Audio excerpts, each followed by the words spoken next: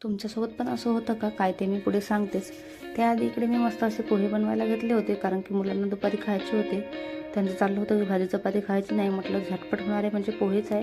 तर ते मस्त बनवून घेतले आणि नंतर मग मी इकडे एक रांगोळी बनवली होती आज. तर ही बनवत होते, पण बरीचशी कामं पडलेली होती तशीच भांडी वगैरे घासायची, तर ती तशीच राहू दिली. आणि इकडे पसारा वगैरे आवरून घेतला, मुलांनी भरपूर करून ठेवला होता. आपण जेव्हा असं काही करतो तेव्हा मुलं असं काही असं पसारा करून ठेवतात, लक्ष नाही राहिलं तर इकडे ते आवरून घेतलं आणि लगेचच झाडू मारायला घेतला, कारण की मला दिवाबत्ती पण करायची होती संध्याकाळची, भरपूर वेळ झालेला. तर इकडे लगेचच कपडे वगैरे आणून घेतले आणि भरपूर वेळ झाला होता म्हणून म्हटलं की पहिले देवपूजा करून घेऊया, कारण की संध्याकाळची दिवाबत्ती ही वेळेवरच चांगली असते.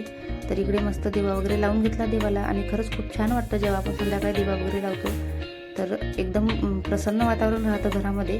तर मी संध्याकाळी हे करते असं देवपूजा वगैरे. तर भांडी वगैरे राहतेली होती तशीच, आणि इकडे देवपूजा करून घेतली आधी आणि मस्त असं इकडे नंतर दूध वगैरे ठेवलं होतं तापायला आणि भांडी घासायला घेतली होती. आणि असं होतं कधी कधी जेव्हा आपल्याला वाटतं की सकाळी कामं आपली आवरली, पण परत संध्याकाळची कामे तशीच तयार राहतात, झाडू भांडी म्हणा किंवा संध्याकाळचा स्वयंपाक. तर आज माझ्यासोबत असंच काहीसं झालं होतं, म्हणून म्हटलं की तुमच्यासोबत पण असं होतं का कधी कधी कामं झाली वाटतात पण मग इकडे तयारच असतात संध्याकाळची कामे. तर आजचा व्हिडिओ कसा वाटला हे नक्की सांगा आणि व्हिडिओला लाईक आणि चॅनलला सबस्क्राईब करायला विसरू नका.